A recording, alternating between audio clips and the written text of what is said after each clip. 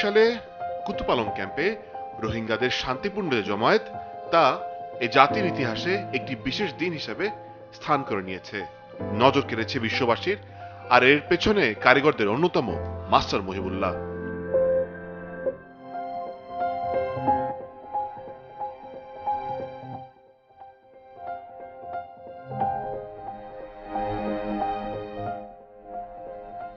পরের পথটা মহিবুল্লাহর জন্য ছিল ভিন্ন রকম অর্জনের।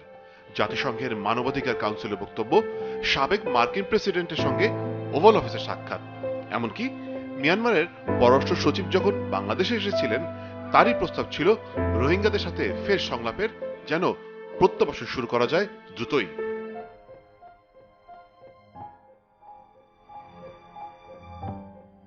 দিনে হয়নি মহিবুল্লাহর এমন অবস্থান। যদিও অনেকের দাবি বাংলাদেশে এসেছে 1992 সালে, এসেছেন রাখাইন রাজ্যের মন্ডো থেকে। সেখানে মহিবুল্লাহ সামরিক বাহিনী সমর্থিত রাজনৈতিক দল ইউনিয়ন সলিডারিটি অ্যান্ড ডেভেলপমেন্ট পার্টির মন্ডু শহরের সভাপতি ছিলেন। যদিও শুরু থেকেই মিয়ানমার সরকার বিরোধী সশস্ত্র দল আরসার শত্রু হয়ে উঠছিলেন।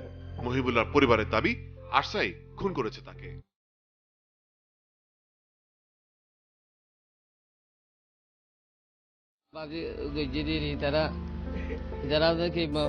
রোহিঙ্গা গুণ আছে বকুনি তারা নেতা মানের তারা হয়তো আর দল করি তোমার হনাটা গিয়া নেতা করি যা হয়ে শেষ করে ফুরা দিবে লাগিয়ে দিয়ে আর ফুটুনে আর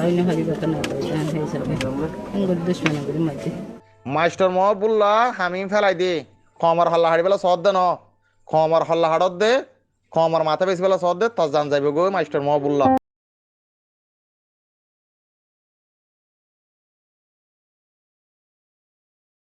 এই রোহিঙ্গা নেতা খুনের ঘটনায় আটক হওয়া আসামিদের উদ্ধৃত করে আইন শৃঙ্খলা বাহিনী জানায়, দীর্ঘদিন পরিকল্পনার পরই হত্যা করা হয়েছে মহিবুল্লাহকে। এমনকি মাত্র 2 মিনিটে শেষ করা হয় তাকে, আর এজন্য সময় বেছে নেওয়া হয় এশার নামাজের পরপর। মাস্টার মহিবুল্লাহকে হত্যার 2 দিন আগে অর্থাৎ 27 তারিখে রাত 10 ঘটিকার দিকে মরকজ পাহাড়ে একটি মিটিং হয়। উক্ত মিটিংয়ে কিলিং মিশনে অংশ নেয়া ধৃত আসামি আজিজুল হক সহ আরো 4 জন উপস্থিত ছিল। তবে কার নির্দেশে কাজ তার বিস্তারিত এখনো পাওয়া না গেলেও এর সাথে সংশ্লিষ্টদের শেকড় এদেশে নয়। আর ফাটি যায় তারা হই থাকে এরম তারা গইতে ইয়ার আগে বহুত ধমকি দিয়ে ঘরের দুয়ার ভাঙি ফেলাইল। তথাকথিত দুর্বৃত্তদের শীর্ষ পর্যায়ের নেতৃবৃন্দ মহিবুল্লাহকে হত্যার নির্দেশ দিয়েছে মর্মে উক্ত মিটিংয়ে আলোচনা করা হয়। তদন্ত হচ্ছে, ভবিষ্যতে আরো কোন আসামি ধরবো তাকে ইন্টারোগেট করে কিন্তু আমরা তখন পেয়ে যাব যে শীর্ষ নেতার নাম। কেন খুন হলো মহিবুল্লাহ তার পেছনে আছে অনেক ব্যাখ্যা। বিশ্লেষকরা বলছেন, প্রত্যাবাসন ইস্যুতে জোরালো ভূমিকার পাশাপাশি রোহিঙ্গা ক্যাম্পে শিক্ষা অধিকারের মতন ইস্যুতে সোচ্চার ছিলেন তিনি।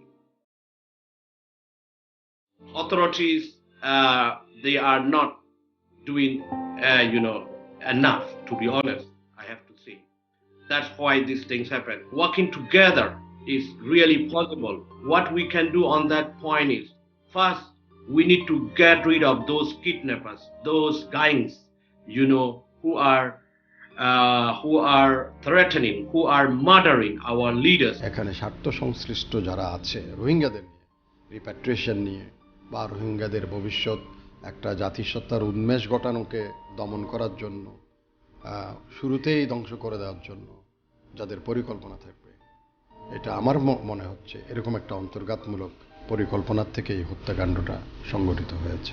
রোহিঙ্গা নেতা মহিবুল্লাহ হত্যাকাণ্ড নিছক কোনো দুর্ঘটনা বা আকস্মিক কোনো ঘটনা না। এই হত্যাকাণ্ড পরিকল্পিত এবং এই হত্যাকাণ্ডের সাথে অনেক শক্তির সংশ্লিষ্টতার সম্ভাবনা রয়েছে। যারা হত্যাকাণ্ডটি সংগঠিত করেছেন তারা একটা বড় পরিকল্পনার অংশ বাস্তবায়ন করছে।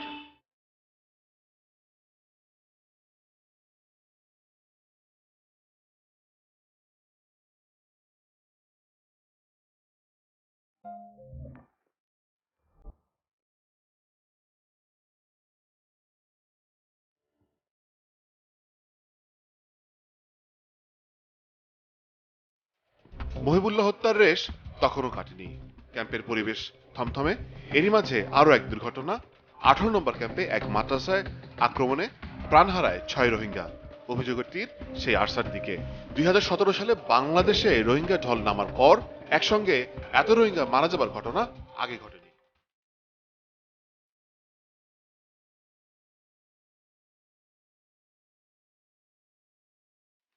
মাদ্রাসার ইমাম দিন মোহাম্মদের দাবি, অন্তত শত আরসা সদস্য ও সমর্থকরা এসে এই হামলা ঘটায়।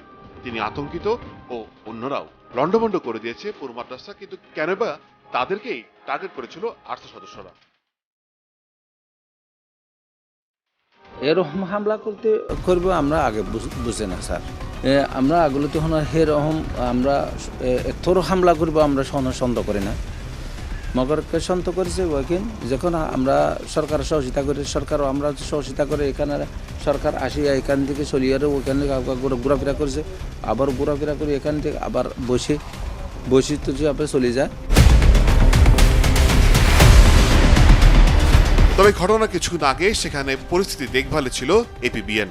যদিও প্রকাশ্যে অনিচ্ছুক এক মাদ্রাসার ছাত্রের দাবি, ঘটনার সময় একাধিকবার ফোন করা হলেও আসতে দেরি হবার কারণে সহিংসতার রূপটা ভয়াবহ আকার ধারণ করেছে। ওদের টার্গেটে হয়ে গেছে, আমরা সবসময় সরকারের সাথে সহযোগিতা করতেছি এর কারণে। তো অন্য জায়গার থেকে এই জায়গায় বেশি দরকার মনে করতেছে। যে কোনো বাহিনী হোক আমাদের জন্য নিরাপত্তা হয়, আর্মি হোক আর পুলিশ হোক। রোহিঙ্গারা আরসা কিংবা আলিকেনের আতঙ্কে সত্যিকার অর্থে এক অন্যরকম দিন কাটাচ্ছে ক্যাম্পে। যদিও এ দাবি মানতে নারাজ আইন শৃঙ্খলা বাহিনী। তাদের দাবি, এমন কোনো নামে সংগঠনের অস্তিত্ব নাই ক্যাম্পে। ওই রকম সন্ত্রাসী কোনো সংগঠনের অস্তিত্ব কিন্তু আমরা এখানে পাইনি, কিন্তু কিছু লোকজন আছে যারা ওই সমস্ত সন্ত্রাসী সংগঠনের নাম ব্যবহার করে ওরা এই সমস্ত অপকর্মগুলো এখানে চালিয়ে যাচ্ছে। এ নিয়ে জানতে চাওয়া হলে এপিবিএন এর দাবি, ক্যাম্প এলাকার বিশালতায় রাতের টহলের সময় সবকিছুকে মাথায় রেখে কাজ করতে হয়। স্বল্প জায়গায় অধিক সংখ্যক রোহিঙ্গা বসবাস করার কারণে কিন্তু ওদের ভিতরে অনেক সমস্যাগুলোর সৃষ্টি হচ্ছে।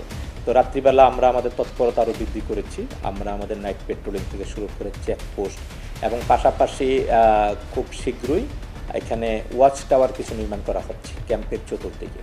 এগুলা প্রায় শেষ পর্যায়ে আছে। তো ওয়াচ টাওয়ারগুলো যখন কমপ্লিট হয়ে যাবে এখানে কিন্তু আমরা আরও আমাদের ডেপ্লয়মেন্ট আমরা এখানে বাড়িয়ে দেব। তার দাবি, মিয়ানমারের মোবাইল নেটওয়ার্ক দিয়ে যোগাযোগ স্থাপন করায় তাদের ধরতে সমস্যা হচ্ছে। তবে থেমে নেই তারাও। বিশেষ ব্যবস্থায় মোবাইল নেটওয়ার্ক বন্ধের কাজে হাত দিয়েছেন আইন শৃঙ্খলা বাহিনী।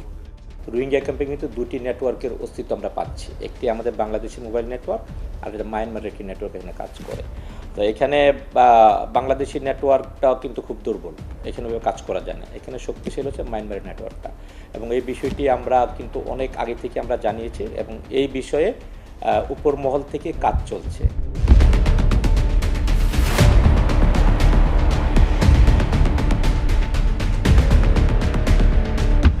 ঘটনাস্থল পরিদর্শন করেন ঊর্ধ্বতন পুলিশ কর্মকর্তারাও। বলেন, সব সংস্থা মিলে ক্যাম্পের নিরাপত্তা ঢেলে সাজানোর চেষ্টা চলছে।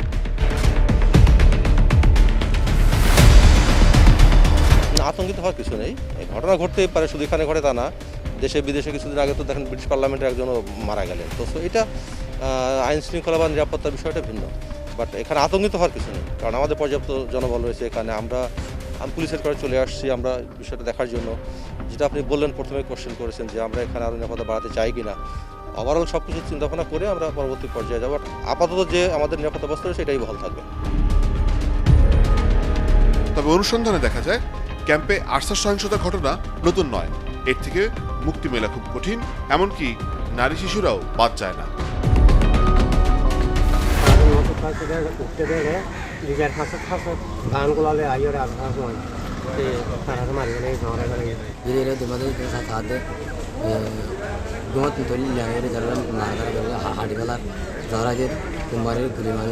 বেশিরভাগ রাত্রে বেলা এই রোহিঙ্গারা ওরা মানে আতঙ্কে বেশি, তাদের আতঙ্কটা রাত্রেবেলা বেড়ে যায়।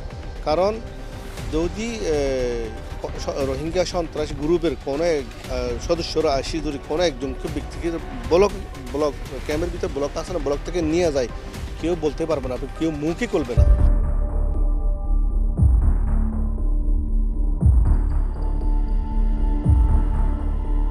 রোহিঙ্গা ক্যাম্প মানেই অপরাধ ও হত্যার ঘটনা নয়, এখানে বেশিরভাগই শান্তিপ্রিয়, স্বাভাবিক জীবনযাপন করছে।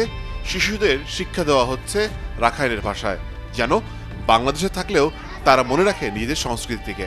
আর জাতিসংঘের শিক্ষা বিষয়ক সংস্থা ইউনিসেফ বাংলাদেশ সরকারকে সাথে নিয়েই কাজটি চালিয়ে যাচ্ছে।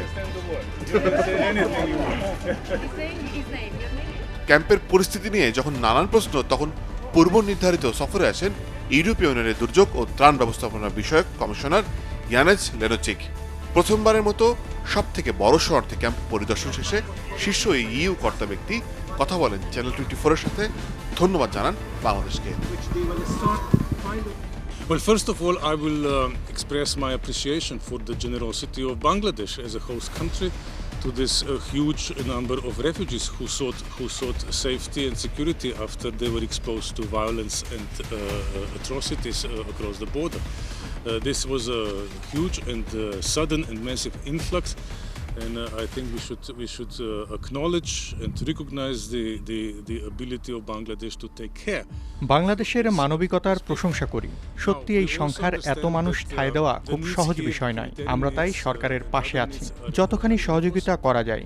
যে কোনো প্রয়োজন মেটাতে আমাদের সার্বিক সহযোগিতা অব্যাহত থাকবে।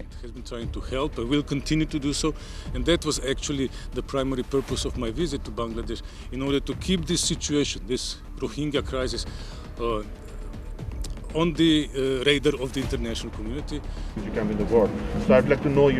পরিদর্শন শেষে ইউ সংসদে মিয়ানমারকে আরো চাপ দিবেন কি তিনি? অর্থনৈতিক নিষেধাজ্ঞাও কি দেওয়া হতে পারে? জবাব দেন ইয়ানেজ। Is applying pressure on Myanmar. It is. মিয়ানমারের ব্যক্তিবর্গের উপর আমরা নিষেধাজ্ঞা দিয়েছি, কিন্তু রাষ্ট্রের উপর এখন কোনো প্রকার নিষেধাজ্ঞা দিলে তাতে ক্ষতিগ্রস্ত হবে সাধারণ মানুষ। সংকট সমাধানে তাই আমরা চেষ্টা করছি সরাসরি কথা বলবার, বিভিন্ন ফোরামে কথা বলে সমাধান বের করার চেষ্টা করছি। রোহিঙ্গা নেতার হত্যার খুনিদের দ্রুত বিচারের দাবি জানান এই ইইউ সংসদ সদস্য। Of course, I have concerns with every incident of violence, especially in such a vulnerable setting as this one. বাংলাদেশে রোহিঙ্গাদের অবস্থান প্রায় গেল 40 বছরের কাছাকাছি সময়। তবে 2017 সালে মিয়ানমারের সেনাবাহিনীর অমানবিক অত্যাচারের মুখে পালিয়ে আসতে বাধ্য হয় আনুমানিক 8 লাখ রোহিঙ্গা। শুরুতে কিছুটা অব্যবস্থাপনা থাকলেও পরবর্তীতে বাংলাদেশ সরকার ও জাতিসংঘ একসাথে দেখভাল শুরু করলে রোহিঙ্গাদের সার্বিক চাহিদা মেটানো সহজ হয়। এমন পরিস্থিতিতে নিয়মিতভাবেই রোহিঙ্গারা নিজেদের মধ্যে এবং স্থানীয়দের সাথে সংঘাতে জড়িয়ে পড়ছিল। সেই সাথে বাড়ছিল অপরাধের সংখ্যাও। আর এই সংকটের একমাত্র সমাধান দ্রুত প্রত্যাবাসন শুরু করা, যা করতে হবে নিরাপদ ও টেকসই।